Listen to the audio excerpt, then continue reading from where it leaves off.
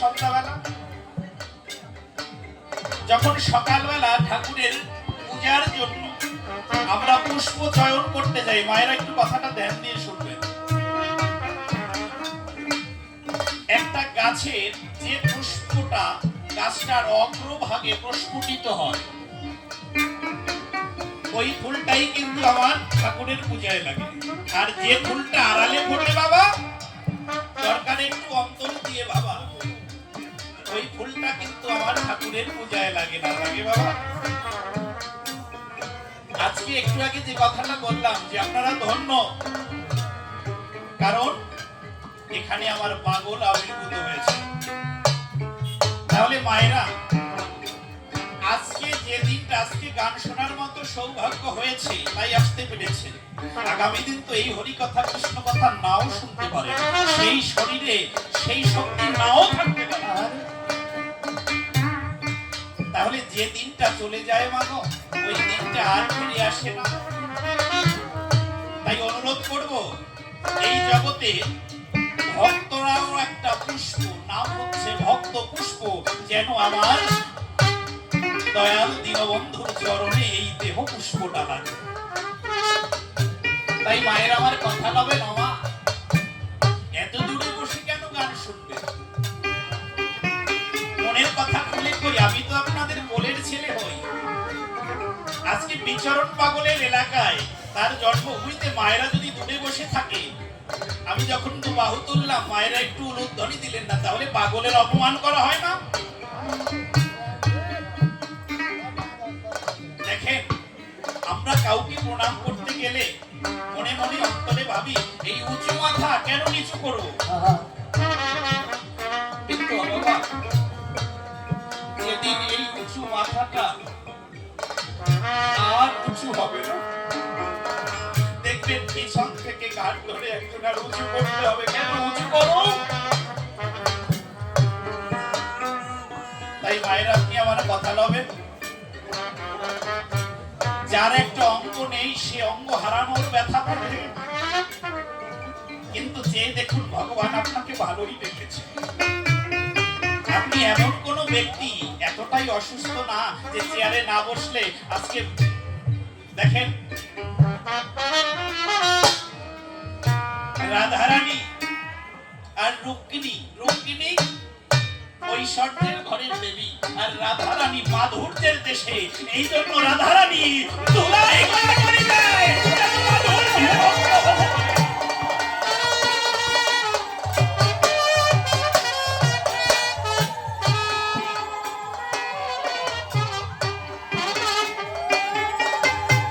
তাই আপনাদের আর বেশি বলবো না,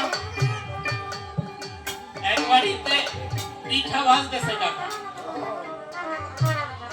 আমি সাইডবার গেছি, আর একবার যাব, দিলে দিল, না দিলে না দিল, আমার তো লোভ নাই। তাহলে আর মায়েদের আর কিছু পাবো না, যদি তাদের জ্ঞান থাকে তাহলে সামনে এসে বসে। আমার জীবন বিনা তোমার হাতে, জীবন বিনা তোমার হাতে, জীবন বিনা তোমার হাতে, আমার জীবন বিনা তোমার হাতে, হৃদয় সাজে সুরাজা। ভেজালো হেদা জামাই কথা বলা, ভেজালো হেদা জামাই কথা।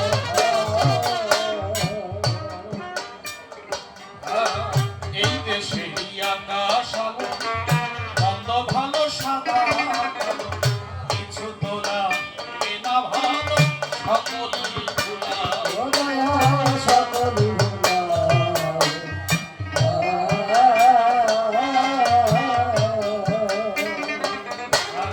এই দেশে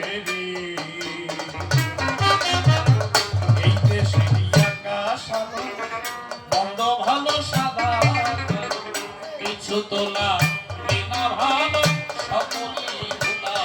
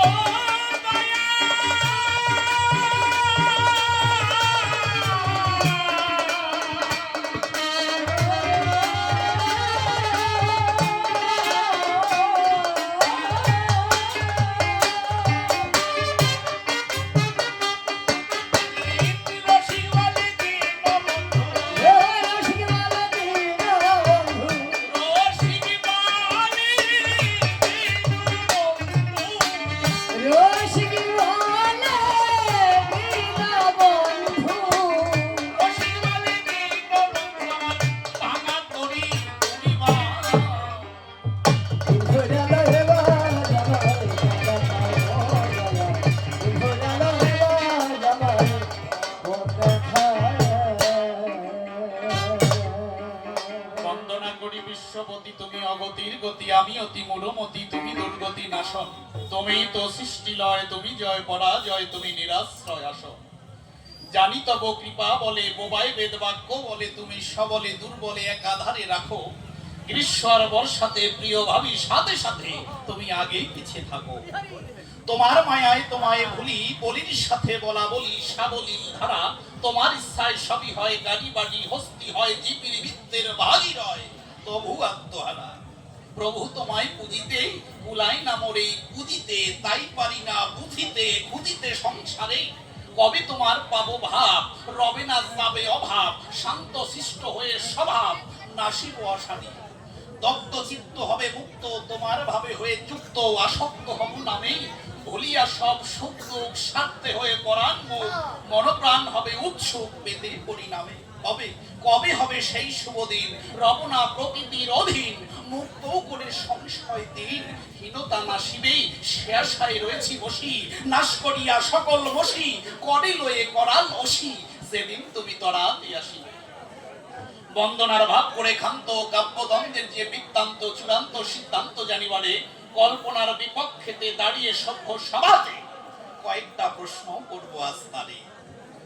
প্রথমে দিতে হয় আত্মপরিচয়, নামটি আমার উজ্জ্বল সরকার, সপরিচয় দেওয়া দরকার। গুরুদেব মোর শ্রদ্ধেয় তারক এবং শ্রদ্ধেয় ভারতবর্ষের অসীম সরকার। রয়েছি তাদের সন্নিধান, অন্তরের এই অভিলাষ, অধমের দেহে তোমরা দুজনে আজকে করে বাস। আমার মাঝে তোমাদের প্রকাশ করিতে আশিস করবে দান, তবেই জীবন হবে ধন্য, পাপ নাশিয়া বাড়িবে পুণ্য। আপনাদের এই বিচরণ পাগলের ভক্তবৃন্দের জন্য সাজাইতে পারি যেন সুন্দর এক কাব্যের ফুলবাগান। তাহলে আত্মপরিচয় হয়ে গেছে, বলতেছি আপনাদের কাছে প্রকাশ করি। যাচ্ছি কথা সবার ভিতরে, তাই একটু কথা বলার দরকার, আমি একটু বলে যাই। যাচ্ছি কথা প্রকাশ করি, আমার মুখে ছিল না গোপার দাড়ি, অন্তরে চিন্তা করি তাই এখন তো আমাদের অফ সিজন, তাহলে এখন রাখলে সমস্যা নাই। বলতেছি আপনাদের কাছে হঠাৎ করে কিন্তু বাইনা চলে আসে, এই জন্য আপনাদের কাছে বরাবরই ক্ষমা ভিক্ষা চাই। আবার যখন দুর্গাপূজা থেকে বলতেছি সবার মুখে, তাই দেখবেন যে উজ্জ্বল সরকারের মুখে দাড়ি গোপ নাই, এই জন্য সকলার চরণ পরে একটু ক্ষমা ভিক্ষা চাই। এইবার বিপক্ষের কবি যেজন চারণ কবি সম্রাট, চারণ কবি বিপক্ষের কবি যেজন চারণ কবি স্বপন সরকার, সেজন সত্যনিষ্ঠ মানুষ, রতন ভক্তিপূর্ণ প্রণাম জানাই তার পায়। আজকে অজানা তত্ত্ব জানবো বলে বাসনা মোর হিয়া তলে, এই জন্য রাখবো স্বয়ং তারক সরকারের ভূমিকায়।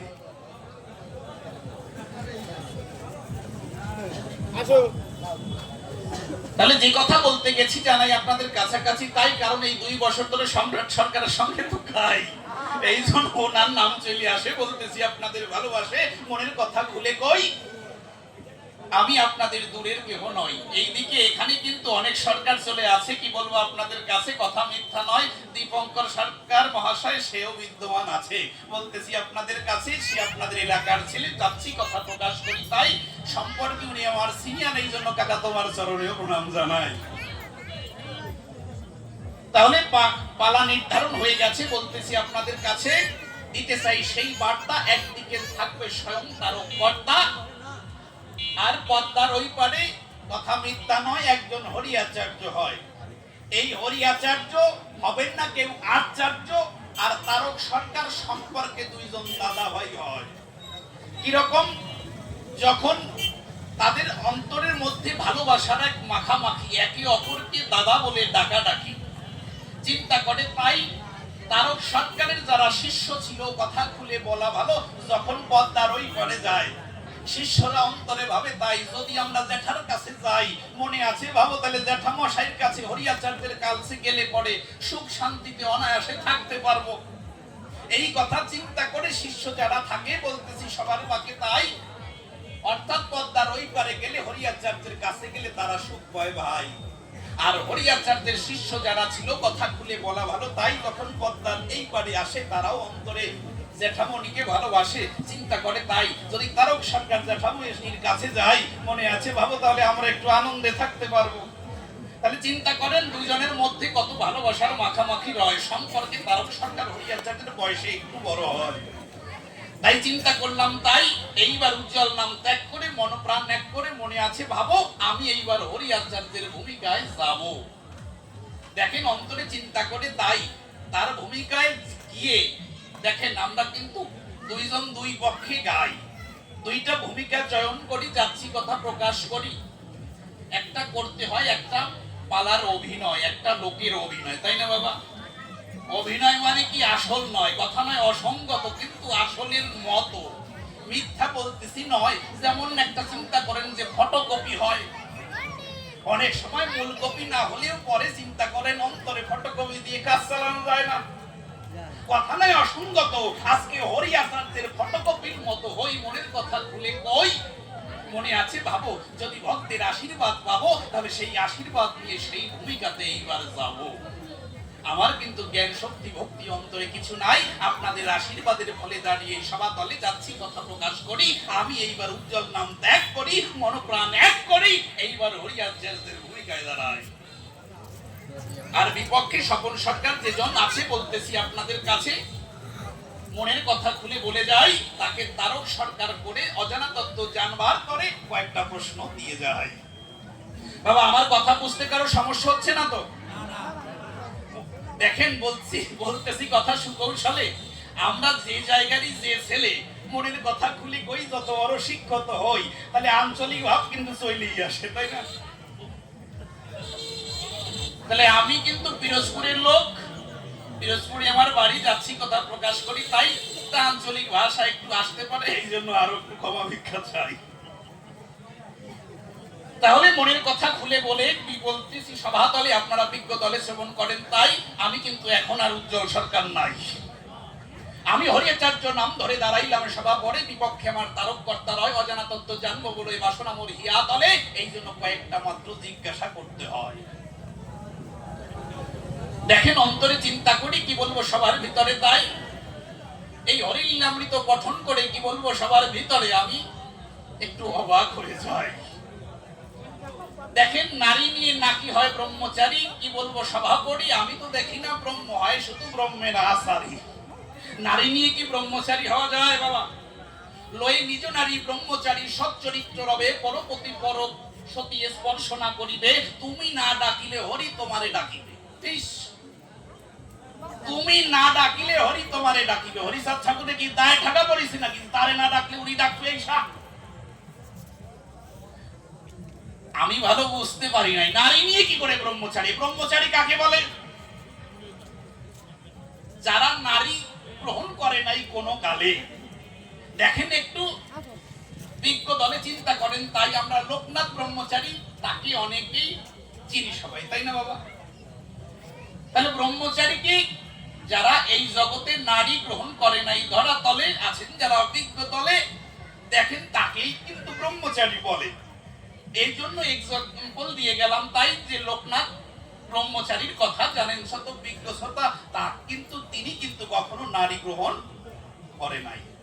আর এইখানে এই মতুয়াদর্শে এলে পরে যাচ্ছি কথা আপনাদের কাছে বলতেছি সুরে সুরে, আমি অবাক হওয়ার কারণ কি, জনমভর শুনে এসেছি তাই, যে নারী গ্রহণ করে যারা কি বলবো দিয়ে কাব্যের দ্বারা তা ব্রহ্মচারী থাকে না তারা।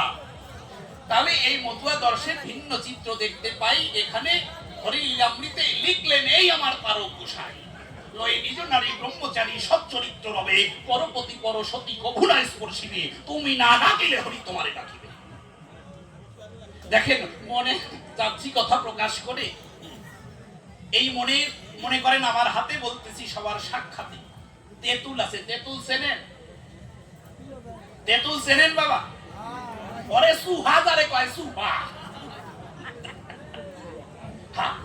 এই তেঁতুল নিয়ে হাতে চটকাই, মনে আছে বাবু এর মধ্যে যদি একটু সরিষার তেল দেব, সরিষাল দিয়ে চটকাইছি বলতেছি আপনাদের কাছে, তাই যদি একটু হলুদের গুঁড়া লঙ্কার গুঁড়া পাওয়া যায় রে ভাই, এই কয়গুলো একসাথে বলতেছি সবার সাক্ষাতে হাতে নিয়ে চটকাচ্ছি।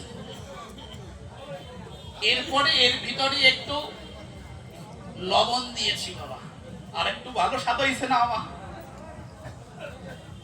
দেখেন ভগবানের কি খেল, যদি দেই তাতে সরিষার তেল তাহলে আরেকটু ভালো হয় না বাবা? বসে শুনুন ভক্ত শ্রোতা, তার মধ্যে যদি সেই লেবু পাতা, তাহলে আর একটু ভালো লাগে না? এইবার সবকিছু মিক্সড করে চটকাচ্ছি চটকাচ্ছি, এই যে জিব্বা দিয়ে কজন চটকাচ্ছি। আরে তেঁতুল তো আমার হাতে নাই, তা মুখ এরকম করতেছেন কেন? লালা হইলেছে নাকি? দেখেন চিন্তা করে, শুধু তেঁতুলের কথা বলেছি আমার অধরে, তাতে আপনাদের অধরে লালা ঝরে গেছে। তাই কথা নয় অসঙ্গত, তদ্রূপ একটা এক্সাম্পলের মতো নারী যদি থাকে পাশে, বলতেছি আপনাদের অনায়াসে কামভাব তো জাগৃত হবেই। আগুনের কাছে মোম ধরলে পরে তো মোম গলবেই, কি বাবা গলবে না? তাহলে যাচ্ছি কথা প্রকাশ করে, তুমি তারক সরকার তোমার ধারে, তুমি আমার কথা লবে, নারী নিয়ে কি করে হয় ব্রহ্মচারী, সেই কথা একটু পরিষ্কার ভাবে আমারে বুঝায় বলিবে। তাহলে প্রথম প্রশ্নপত্র দান, বলতেছি সভ্য সমাধান, আপনারা জ্ঞানবান চিন্তা করেন তাই মনে আছে ভাবো, দ্বিতীয় জিজ্ঞাসা তার কাছে দিয়ে যাব। এই জগতে বলতেছি সবার সাক্ষাতে, দেখেন রাম হরি, কৃষ্ণ হরি, শ্রী গৌরাঙ্গ হরি, হরিচাঁদ আসল হরি, পূর্ণানন্দ হরি, লেখা আছে লীলামৃতের পাতায়। তাহলে এই বিষয়টা আমি একটু ভালো বুঝতে পারলাম না কোনো কথাই। তাহলে রাম হরি, কৃষ্ণ হরি, শ্রী গৌরাঙ্গ হরি, হরিচাঁদ আসল হরি, পূর্ণানন্দ হরি। আচ্ছা বাবা, মহাপ্রভু যখন মাকে দ্বিতীয়বার দর্শন করতে এলেন, অর্থাৎ সচী দেবী অন্ন মাখিয়ে নিমাইয়ের মুখে দিচ্ছে, আর চোখের জলে ভেসে ভেসে বলছে, বাপরে নিমাই, তোকে বোধহয় আর খাওয়াতে পারবো না, এটাই তোকে শেষ অন্ন খাওয়ানো। যখন মা চোখের জলে ভেসে ভেসে এমন ভাবে সন্তানকে অনায়াসে খাবার তুলে দিচ্ছে, তখন সচী দেবীকে মহাপ্রভু ডেকে বলছে, নিমাই ডেকে বলছে, মাগো তুমি এমন করে চোখের জল ঝরিও না, তব গর্ভ এড়াইতে সাধ্য নাহিকো আমার, তব গর্ভে জন্ম লব মাগো আরো দুইবার, শেষ জন্ম নিব মাগো ওই স্বর্ণ কোণে, সর্ব দিবে মাতাইব হরি নামে। তাই না বাবা? তাহলে এখান থেকে পরিষ্কার বোঝা যায় মহাপ্রভুই আমার হরিচাঁদ ঠাকুর রূপে আসে, নাকি বাবা? তাহলে মহাপ্রভু, তার আগে একটু যাই, দেখেন রাধারীণ সদিবার তলে মহাপ্রভু আসলেন নদিয়াপুরে, তা কি